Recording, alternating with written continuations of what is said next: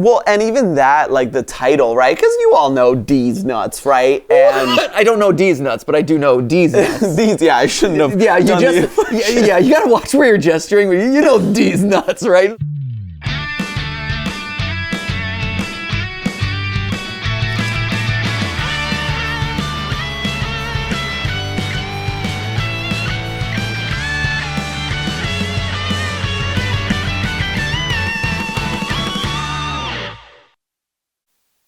Hey guys, sorry, I wasn't looking. No, you weren't looking at what? I when you said it's got to be me, I wasn't ready. I was so focused on this, and I was like, oh, it's me.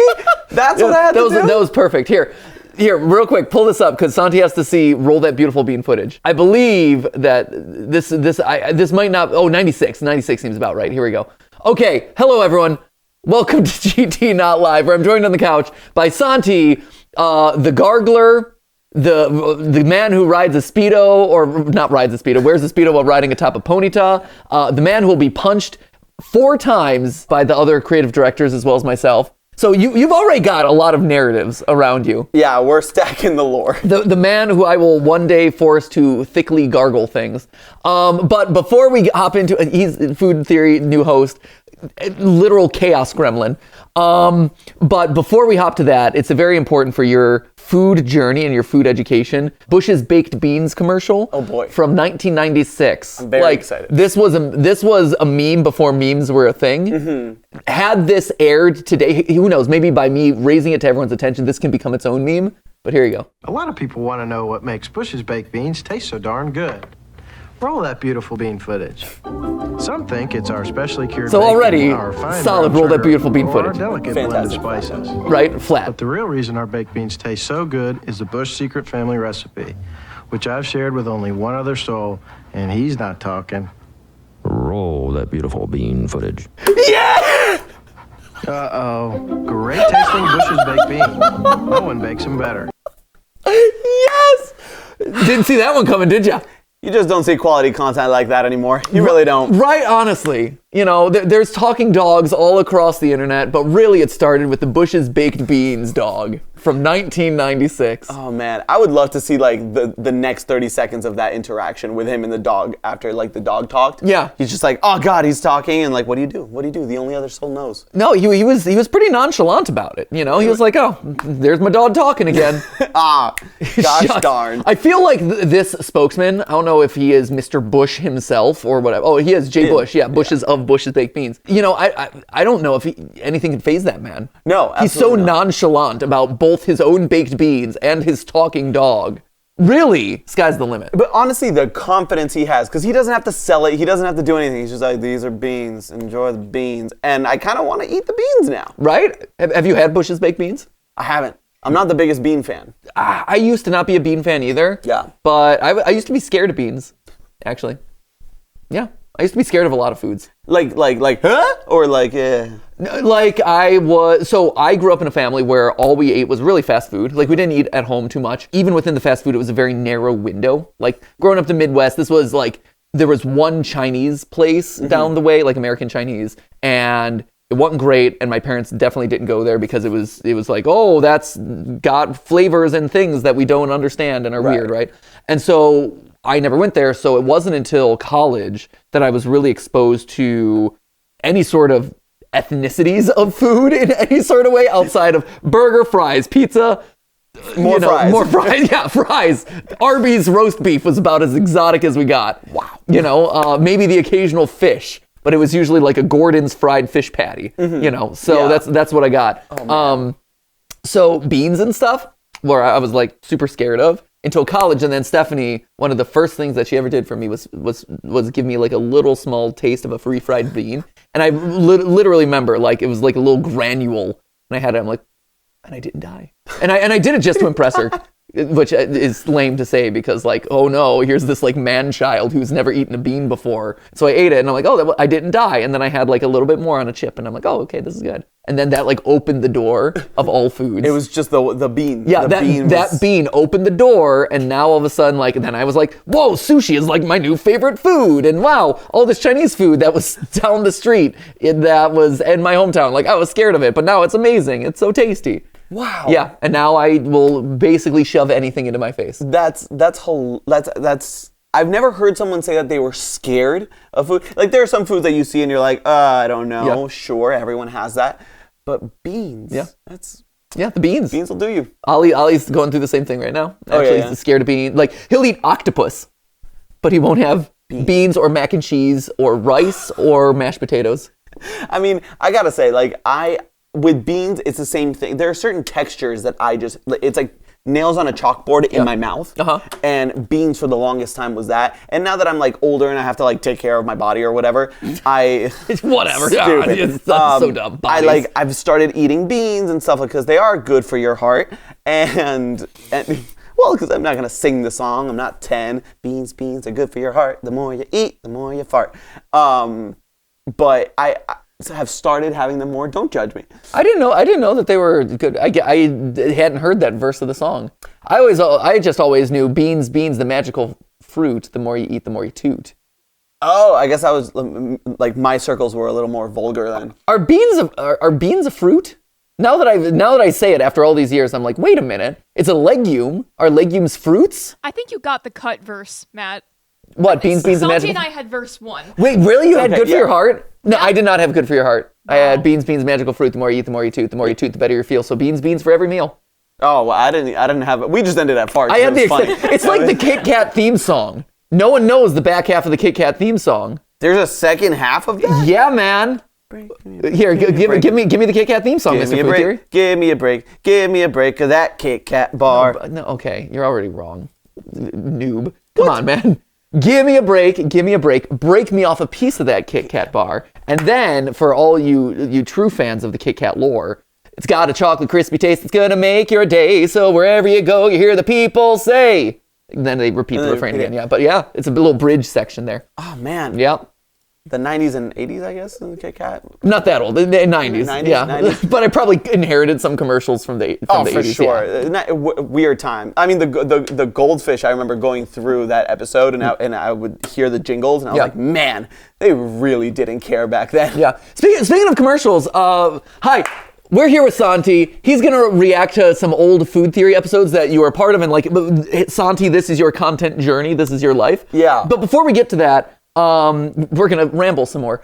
So Ash, you brought up something. So hello, welcome to my carbonated water of the day. Today's carbonated water is Liquid Death. So I'm on a personal journey. I don't know if you've heard this. I'm on a personal journey to try and find like a good carbonated water that can replace soda. Okay. Ever since you got me to quit sugar. Sorry. No, actually, it's great. Oh. I feel so much better about myself since doing the no sugar episode that Steph and I, and Ash, you too, like we've all been trying to like, maybe not as extreme as it was, but definitely curb it in a severe way. And one of the biggest ways, right, to curb caffeine and sugar is through sodas and stuff. And so I've been trying a lot of different carbonated waters, and a lot of them just aren't good. So I've been trying a lot of different ones. Yeah. This one, the Liquid Death, is interesting because it has one of the better tastes, but it has 3 grams of sugar, which I don't love.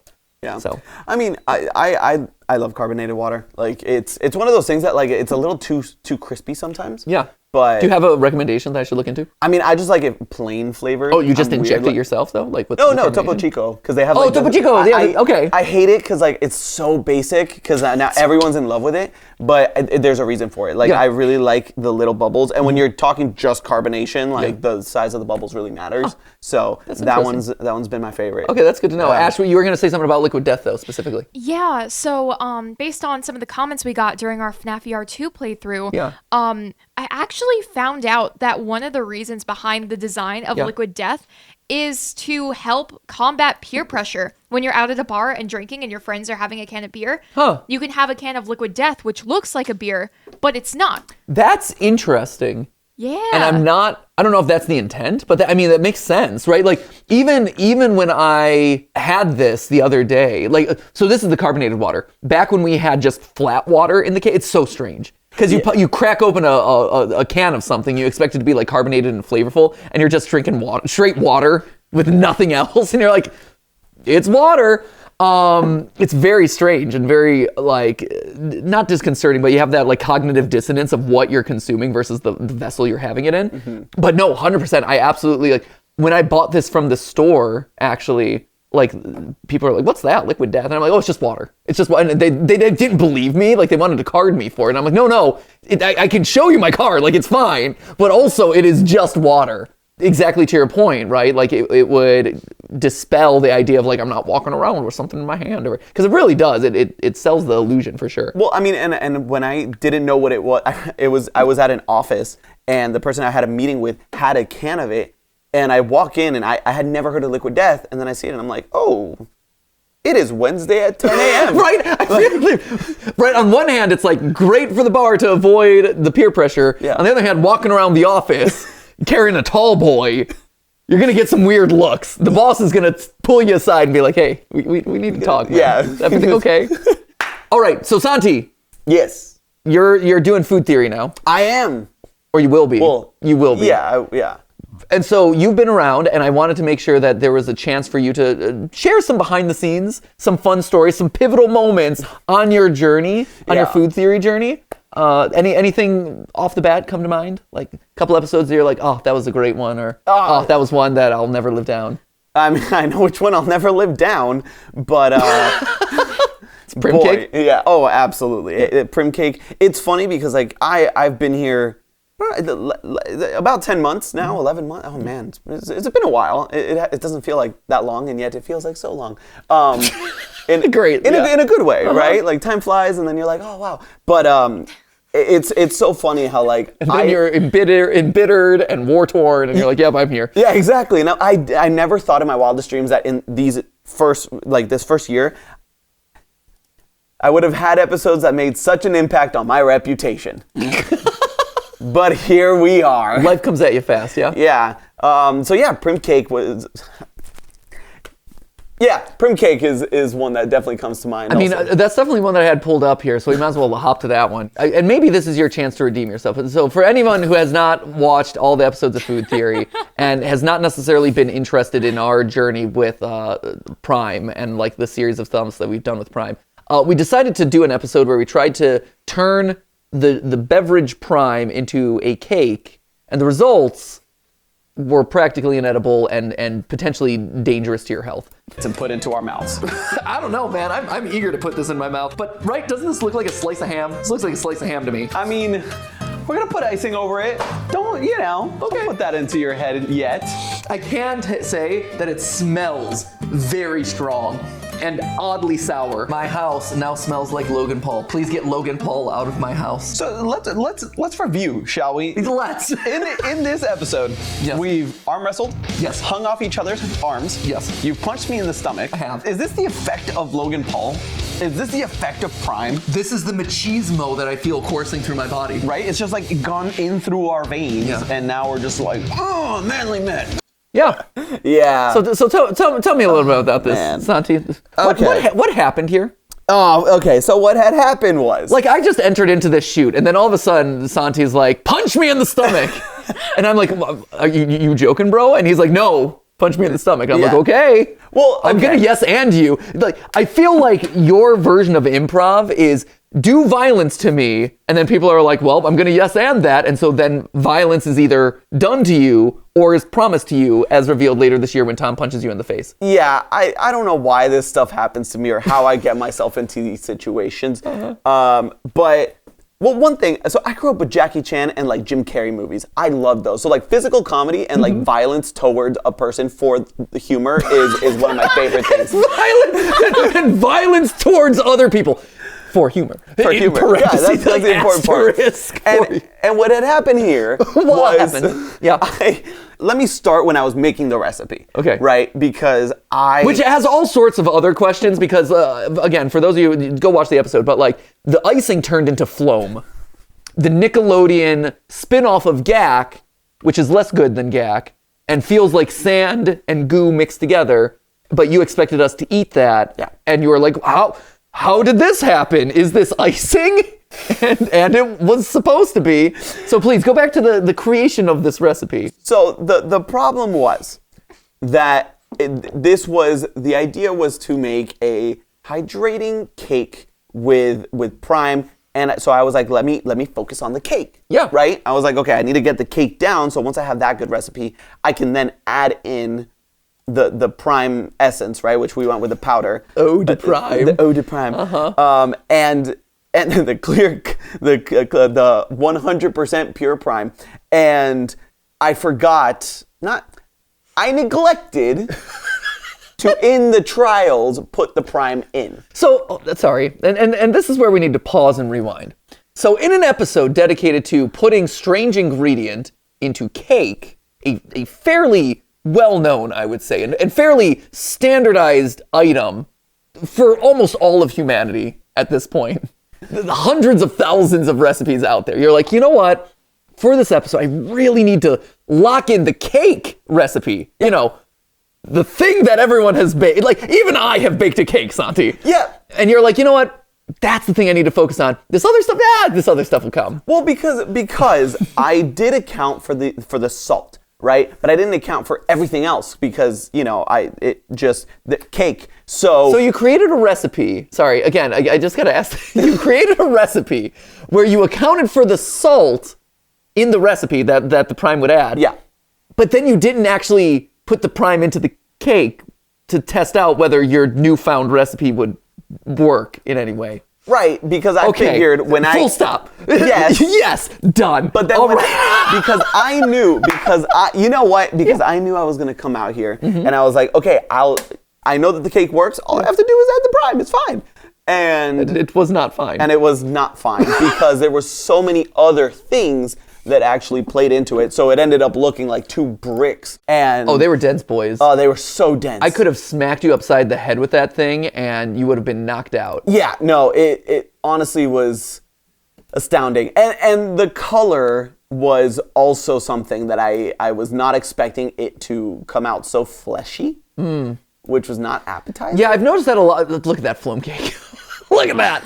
Look at how bubbly and foam. So that's what happens when things split in the kitchen. Yep. I love the fact that Stephanie, towards the end of us shooting, just walked in and was like, of course it split, Santi. Yeah. Like, what are you thinking? You mixed like oil and salt or whatever it was. Yep. And it was. And so like the whole day, you're like, why is this not working? What's going on? And then here rolls in Steph and she's like, chemistry, boom, knowledge, dropped. Because I wanted to use the powder and I did try this in the trials. I tried using the liquid. I can't believe we ate this thing. And the liquid did not, you know what? I have to own it. It sucked. It was honestly, it did not turn out the way I expected. I'm glad. Yeah, I'm right? glad that, you know what? If this is what you had expected, and it turned out this way, we would have another set of conversations. But I have to say, this was because of how off the rails it went. It is by far, I think, the most fun I've ever had on a set. Like, I was crying of laughter. Oh, the prim cake. The prim. The prim cake, because I completely mismanaged how big the cake was. Oh, but wow. that one's on you. No, 100%, absolutely. I make no bones about that, and I fully embrace that.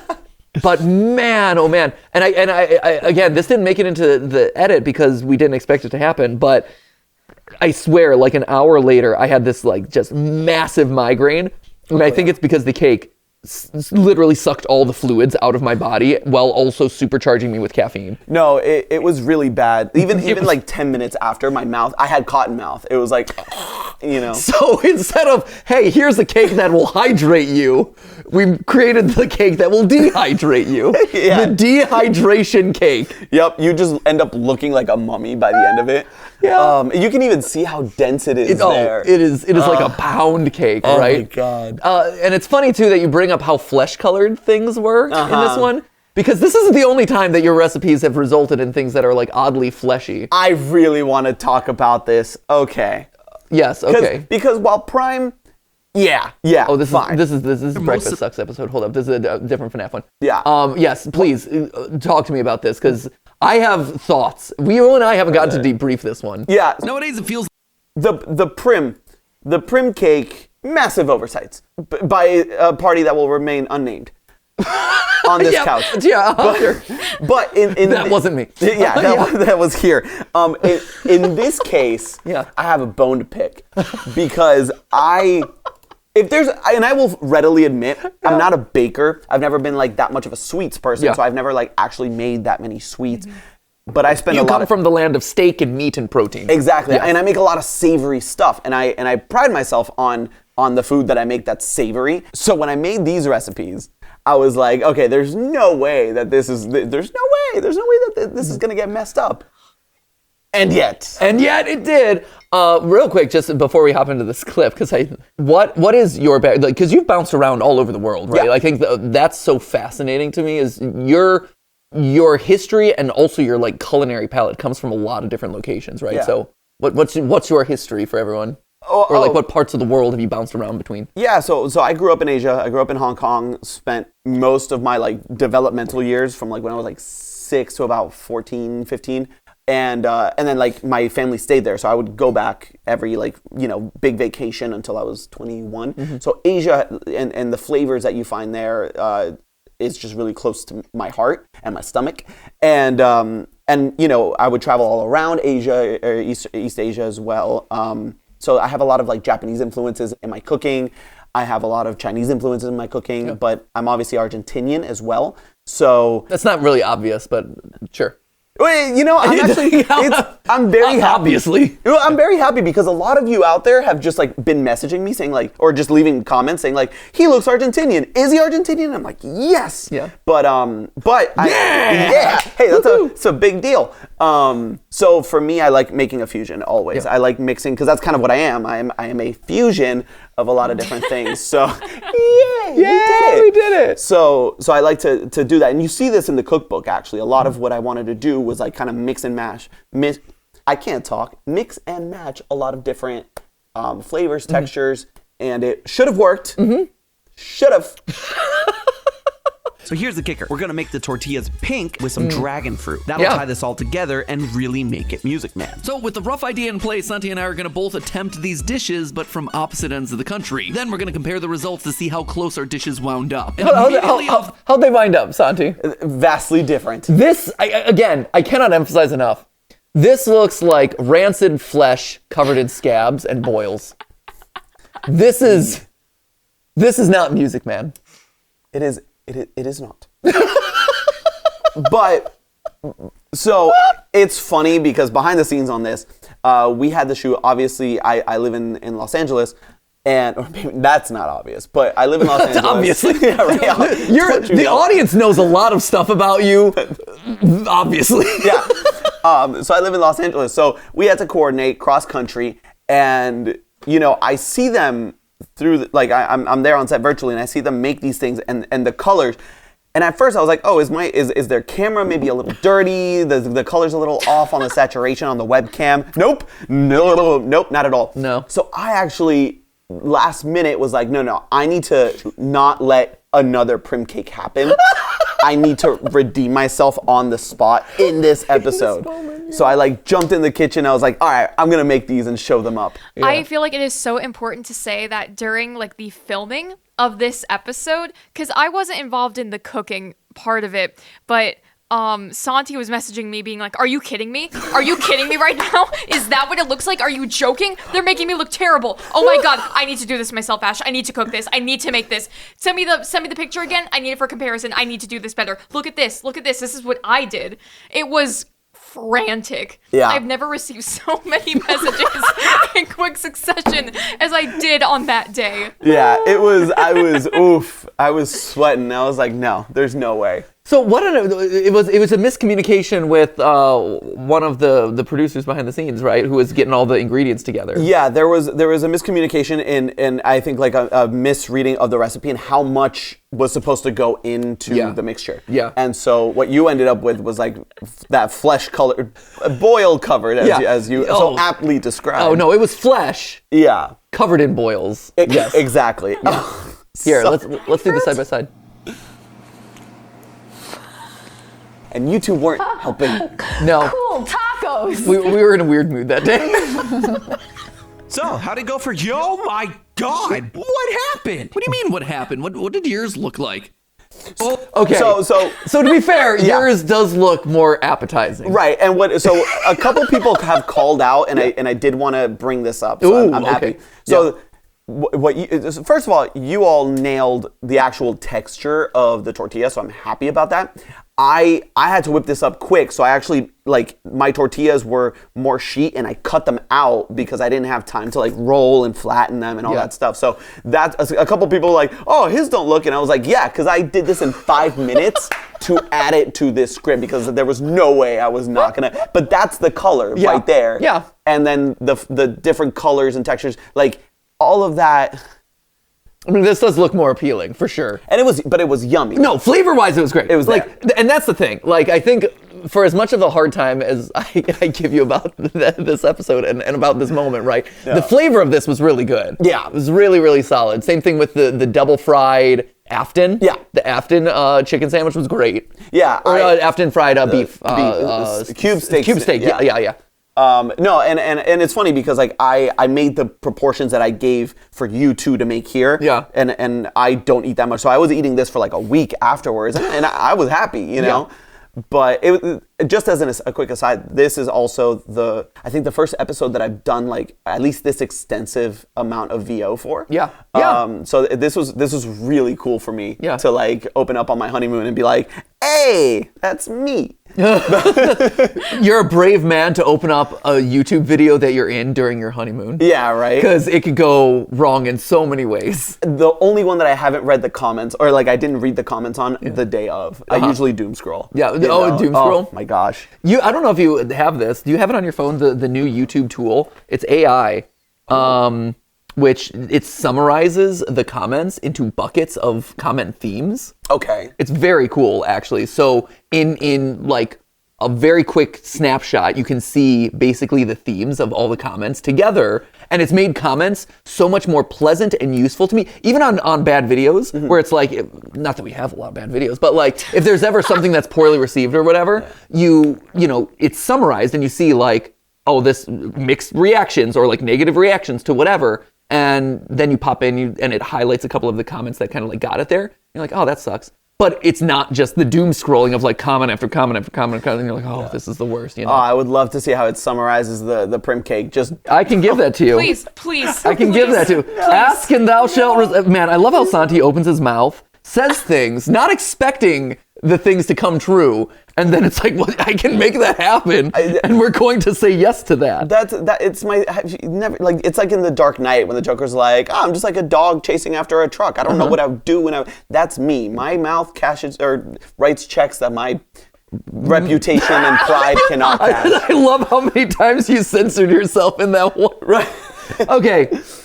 Viewers suggest ways to improve the cake. Okay. Hilarious, entertaining, and heartwarming. Heartwarming. Prim cake was heartwarming. Okay. Mouth drying and heartwarming. A hilarious and chaotic cooking experiment. Favorite food theory episode. More Santi. Woo! Positive feedback from Matpat. Hilarious episode. Mixed reviews on Prime. That's fair. And then just general reactions to Prime cake. Yeah. So overall, very good. So there Love you guys. Right? They're great. Yeah. They're amazing.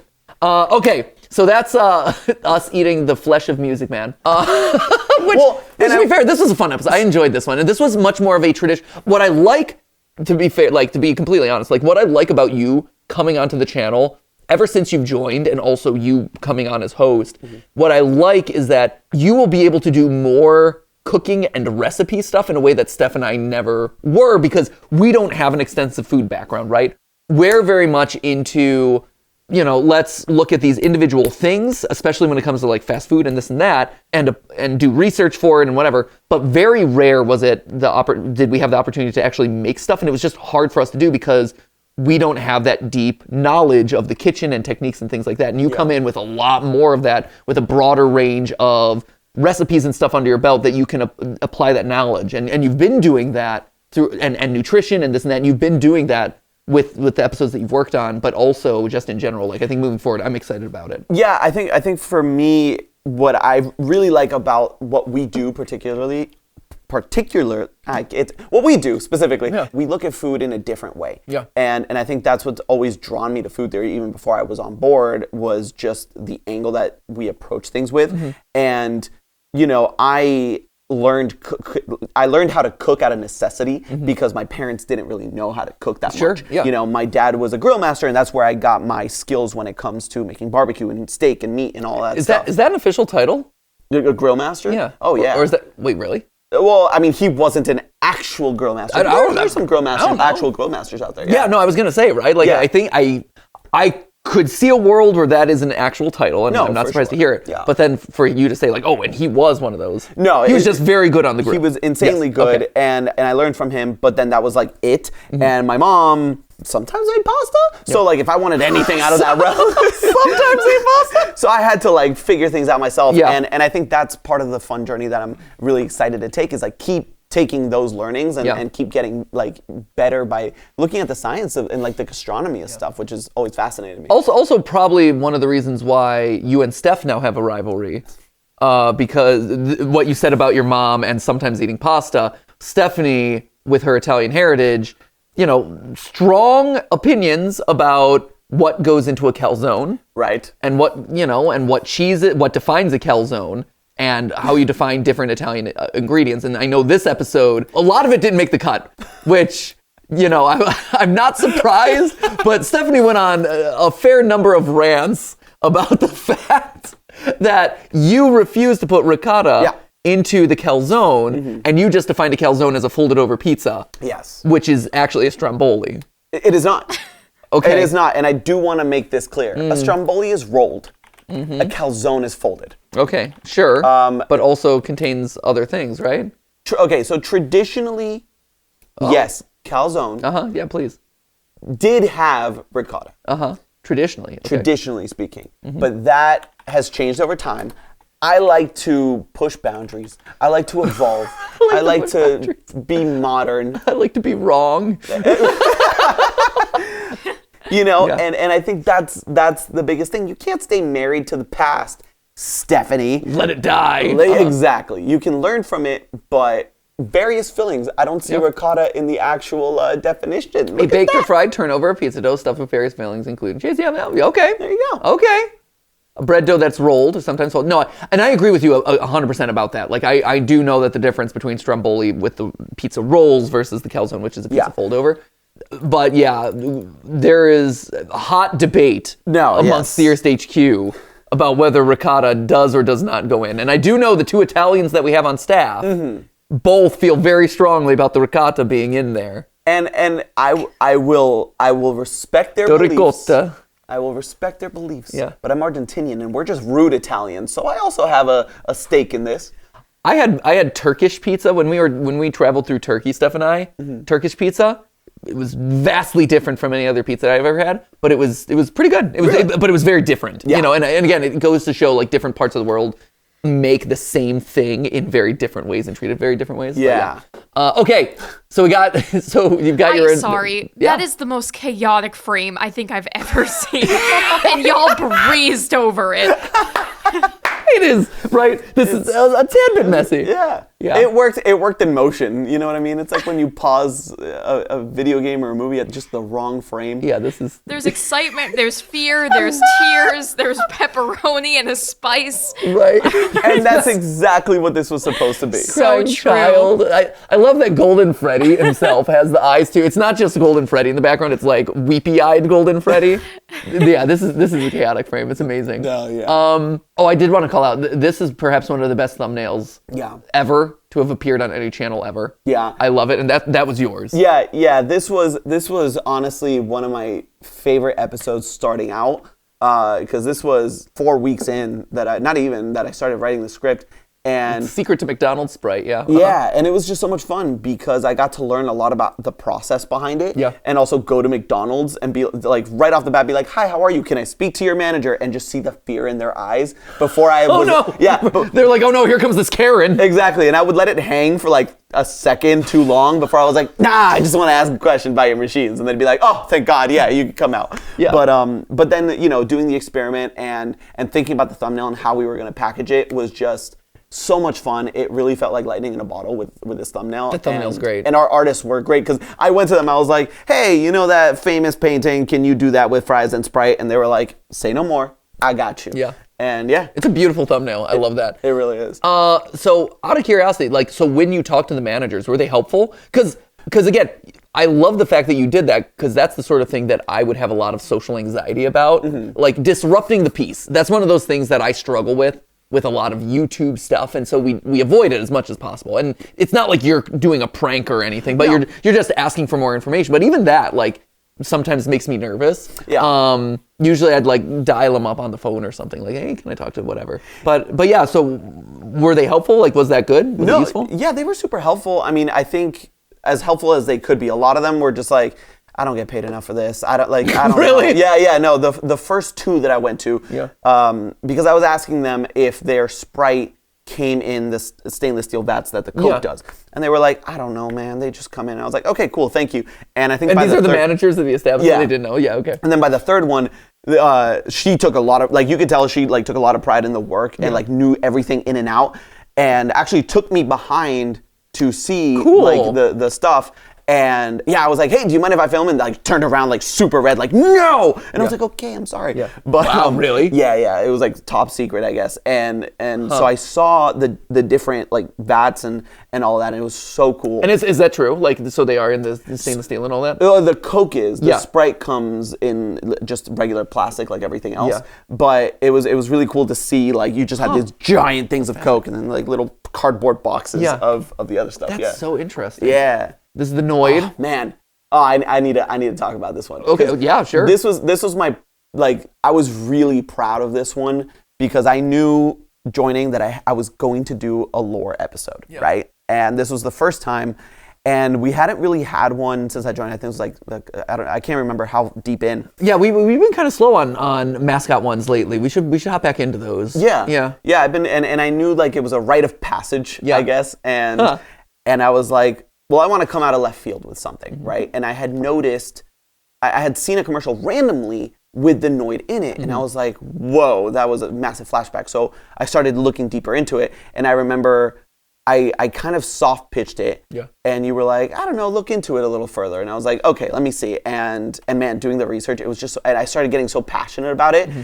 And I remember you told me, you were like, but you realize this is a mascot from like 20 years ago, right? And I was like, I know, and people might not like resonate, but it's just really fun for me.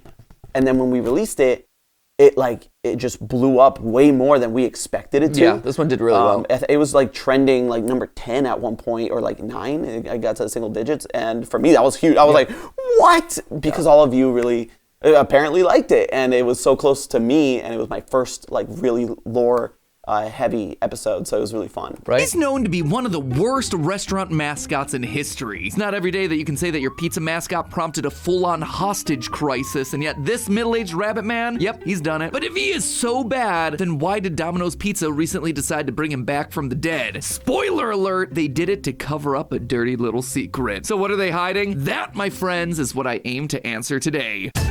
Great. That's a win. What is hanging out of these guys' cloaks? That's supposed to be him, his chin. That's what I assumed, but it's a little bit concerning. It's especially like, again, it's when you pause it here. It's supposed to be like a quick thing, and you're like, but yeah, no, man, this was so much fun to like dive into. Ash, you had something? It looks like it has a strange hairy quality to it in a way that like should not be on a face. Like, yes, y'all grow hair on your face. I get that. So cool, so fine, great. But the curvature does not imply that it's facial hair. I think also like the fact that it's kind of like tucked out of here, like, so it's kind of like overlapping the hood in places, implies that it's not really a chin, but rather some sort of dangling appendage. Yes. Yeah. Yes. He looks like it kind of looks like the bottom of a cinnamon roll that got like pinched. It was, or a turd that's just starting to form. But it's fleshy. It is, and right? That's the issue. Yeah, right, I know. Why does the word fleshy come up so much in food theory? So much. It's not infrequent for sure. No, a lot of flesh stuff going on. But the story behind it, like the real life story, was so fascinating because I had heard rumors and I didn't know what was like true or not as a kid. But then actually going back and like reading, I was like, whoa, this is so cool. I mean, I remember back in the day, like I remember playing the Yo Noid video game and its sequel, which it got. Like, I played all the food mascot games. Like, there was, like, the Cool Spot game for Super Nintendo. There was the Chester Cheetah games back on NES and Super Nintendo. Like, back in the day, if you were a food mascot, you had yourself a cripplingly mediocre, if not bad game. But I was there, and I played it. Yeah, I mean, I wish that I had done that, like, because I was a little young back then when you were, All right, thanks. Mid-90s baby. Well, actually early 90s baby here. But it was I'm so young. Don't let the grays fool you. But it was just really cool to kind of take that time machine and have you all come with me. It was really cool. Well, and I think this is one thing that I talked to you about yesterday, but I think that's one of those things that's important, and I'm talking to all you guys about, like, as it gets closer to you guys taking over hosting, which is, like, at the end of the day, like, I'm here to help advise and mentor and guide your programming stuff, but if you have fun and it's a topic that you're excited about and you're interested in and you're having fun with it, that's what matters the most, right? As long as you stay curious and you stay like you're having fun, it could be edible underwear, it could be the Noid, it could be making the best steak in the world, whatever it is, like, which sounds great. Make sure you invite me back for that episode. Absolutely. Eating the best steak, all aboard that train. But yeah, like that's what's most important because that's what makes the channels fun. Yeah. Like, it's a journey, it's having fun while learning, and that's all that matters. Absolutely. Sometimes you punch your employee in the gut because he told you to. I did want to call out this one because this is a personal favorite of mine. Oh boy. And I think to me, this is one that made a particular impression. Like, because this was one of your first times on camera, wasn't it? If not your first time for us? It was the first time I really spoke on camera. Yeah. Oh yeah, because you were in some of the early taste tests. Yeah, exactly. Yeah. Snack on these nut balls, but I did want to call out this one. Hey Santi, what you eating? What are you eating? Santi, I am disappointed in you. Where'd you learn to snack like that? I learned it from you, okay? I learned it from you.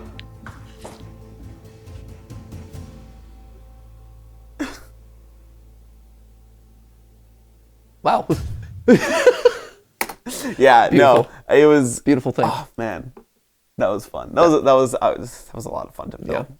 Yeah. It's one of those openings that we were like, this is so dumb. Yeah. Let's just lean into all the way days of our into it. lifestyle. Yeah. So to be fair, and in my defense, because I got to defend this one, my acting was better than that. The cut kind of hid things. We had to cut around, like, I said the word God. Oh my God. And normally I'm not the type of person who, like, uses the word God in casual conversation, like, as an expletive or anything like that. That's just one of those, like, I don't swear. Like, I have those personal rules that I set for myself. But because this was a brand deal, they were like, no, you have to cut it. And we're like, okay, but then it gives you that, like, weird cut, and then I'm silent for a minute there. It's odd, right? Yeah, it was interesting to have to cut around it. It was disappointing for me because it really was great when you hit that, and yeah, it's just brands kind of being brands. This was actually the first brand, well, definitely the first dedicated brand deal, but I think the first big brand deal I did since when I joined. Yeah. And you got a firsthand look into some of the crazy things that brands ask you for. Yeah, exactly. All, like, everyone else, like, I would hear, like, conversations with other brands, whatever, and I'd be like, okay, yeah, ha ha ha, it doesn't affect me, I don't care. But then this time around, I was like, oh, okay, I can see, I see. There was a lot of back and forth, yeah, because, and you guys know at this point, like, brands do all sorts of wild things, and they ask for all sorts of wild things, and they have a very clear vision of what they want, and then we come in and we're like, this is what it should be, and then you meet in the middle, right? But I remember with this one in particular, there was, like, very specific stuff that they were requesting. Like, we weren't allowed to. They initially didn't want us to touch the macadamia nuts, right? Yeah, and initially, because I was really passionate about this at first, because I was still passionate, but when it first kind of hit my desk, I was like, oh, this is going to be super cool because I can make energy bars, bake it down, because macadamia, I mean, if you've had a white chocolate chip white chocolate macadamia nuts everywhere. Fantastic. Yeah. So I wanted to see, like, that's all you see, white chocolate and macadamia, what other flavors can we incorporate, right? And I take it to them, and they're like, we'd rather you not bake it or cut it or crush it or incorporate it in any way. And there was one idea. Or do literally anything with it. Yeah, just, well, there was a suggestion. You could sit it there and observe it. Like, yes, beautiful macadamia nuts. Yeah. It would have, I mean, like, just like, you know, like coming down from the skies. Yeah. And there was a suggestion thrown out of like, well, you know, you can still get creative with it. Like, you could put it in a Ziploc bag and eat it with a spoon. I remember that. That's right. Oh, yeah. Why? Well, did they have rationale for that? Because again, like brands be branding, but that one is pretty wild brands be branding where Ziploc bag and spoon, like yeah, no, it was because the idea was like and you actually are learning this like now for real after the sugar episode that macadamia nuts are actually a really good snack. Oh, like, they're fantastic snacks. They're so good. This episode, like I always liked macadamia nuts. I didn't know the health effects of it until you started researching it for this brand deal, and I'm like, oh my gosh, this is actually true, and I like the fact that there's healthy fats in here and all this stuff. And with sugar. Without a month of sugar in January and continuing onward, I'm left without a snack. Yeah. And I'm like, what snacks do I have? What can I eat? I thought back to this episode. I'm like, oh my gosh, this is a great one. And I've been eating a ton of macadamia nuts, and they're great. To be fair, I am using my hand though. Yeah. So am I doing something wrong, Santi? I mean, it's clearly a suboptimal delivery method to the mouth. Yeah. But it is such a good snack, and that's why when they were like, oh yeah, we want to highlight that it's a good snack, but by itself, put it in a bag, eat it with a spoon. The spoon surprised me. I don't blame you. Well, and because the specificity, because it wasn't just one-time suggestion, right? It was at the beginning of a meeting, and then at the end of the meeting, they just kind of brought it back. Like, I know we kind of threw it out there. And so I asked, I was like, but this is supposed to be a snack on the go, right? Right? And I don't have my travel spoon, right? And I was like, well, should we specify like a plastic? And they legitimately were like, no, it needs to be a metal spoon. Are you kidding? Really? Yes. I didn't know that. It needs to be a metal spoon because they felt like plastic kind of brought devalued the nut. Wild. Yeah, so they were like, but you can keep it in your car. So that when you get into your car, you whip out your spoon and eat it. And I was like, thank you. I will take that into consideration. And here we are. Oh, that is a miracle. Yeah, sometimes you have those videos and you're like, it's a miracle that this video ended up happening. Honestly, that one where it's like, it went from that to what we got. They let us do like a little Days of Our Lives parody at the beginning. It's amazing. Yeah, they actually pointed out your acting as well. They wait, really? Yeah. I didn't know that. Oh, really? No, one told me. So because they take a look at it and we get an email just being like, oh my gosh, great job. That beginning, they were like, Matt deserves an award for that. And I was like, wow. Yes, he does. What about you? No, they didn't. Did they not call you out? They didn't. No. Oh, I'm sorry. I think it wasn't believable for me because I just laughed every time you slapped my hand. There was a lot of bloopers. If those we should release those bloopers at some point because that was a lot of fun. I really wanted. Man, the world isn't ready for the bloopers of Food Theory. Oh, there's episodes. Food Theory.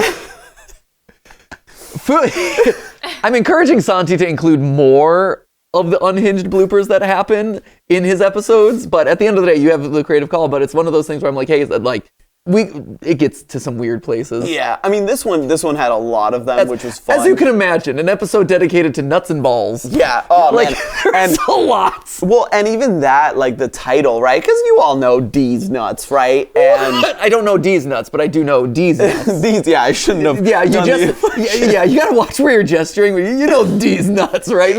It's the Triple H, Yeah, sure. But so we suggested this because it's the internet. Everyone memes. Everyone knows this. And they had never heard of that. So, what, D's nuts? Yeah. Okay. Yeah. God. So they never understood. They were like, why are you no, that's a little and it is vulgar. I mean, it is. But they just didn't understand that it was that. Yeah. And there was back and forth. And luckily, they were really understanding and really helped us, package this as good as possible for the internet. So it's funny, right? Because I think we settled on Eat D's, but I believe when we first sent over, hey, because some brands they want to see the thumbnail, and we don't usually we'll be nice and we'll try to take notes, but it's also we need to be able to brand our episodes in the best way possible. Right. And with this. I'm like, I know this is going to be making them mad. Like, I remember I had to step in for this one. I'm like, I know this is going to make them mad and this is going to be controversial. So we did. Eat these nuts. Yep. And then they're like, ah. And so it's like, okay, how about these nuts? And it was like, no, let's lose nuts. And so eat D. Like, it was this legitimately a back and forth, like, negotiation. Oh, absolutely. Hostage-style negotiation of, like, can I use D's? Can I use nuts? Can I use Eat these balls, I think was one that we tried at one point. That was, I think, the first one. Eat these nuts. And it's like, D's nuts, D's balls, no, eat D's. Yeah, we were like planning like before all these calls. We used a lot of like psychology here, you know, like it was a door and face method. You start with a big ask, and then you whittle it down to what you really wanted. Yeah, and man, that was just so much fun. Door like and that. Face model. You have the foot and door, and then door and face. Yeah. So those are, you know, that's how I get what I want. Okay, have you ever slammed the door in my face? Absolutely. No, God, no.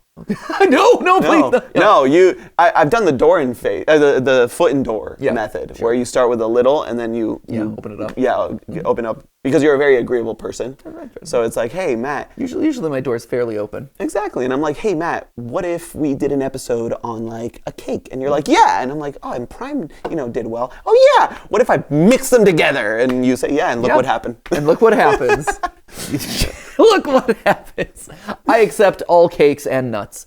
So anyway, Santi, this has been a delight. Thank you, pleasure. Man, it was good looking back. Right? There's some. What other ones did I have pull up here? Oh, prime cake we did. I think we got through most of them. Yeah. And there's, I mean, the thing is, there's so many. There's like a story for every single one. Yeah. Because like you said, food theory is so delightfully unhinged. And so unhealthy. And I'm so glad that I'm passing on the channel to someone who is much more fit and lithe and healthy than I am, so that way you can go forth and eat a Christmas tree. I technically ended the trilogy for you. It's true. I also technically ended the hot sauce trilogy for you. Or quadrilogy, but you're more than welcome to continue. We did say, like any great franchise, there has to be a reboot. There might be a reboot, so I don't know how. I feel like you'd probably be pretty good with spicy food. I love spicy. Spicy chicken sandwiches every day. Nashville hot chicken. Oh, Nashville hot chicken's good. Yeah. Okay, good. So anyway, Santi, thanks for flying out across the country to join me in this like whirlwind of days that we're filming with everyone. Absolutely. I know it's been chaotic and you've got actual scripts that you have to write. Yeah, I'm gonna take a quick nap first. It's been a day, and then go to. You take naps? Oh, we'll kick that out of you soon. So anyway, thank you, Santi, for joining us, and thank you guys for joining me over on Food Theory for all these wacky adventures over the years and the ones that are going to come. Yeah. So without any further ado, my friends, I think it's time to wrap things up. So thank you so much for watching, and always remember, it wasn't a live stream, but it was a video. A video for you! Thanks for watching!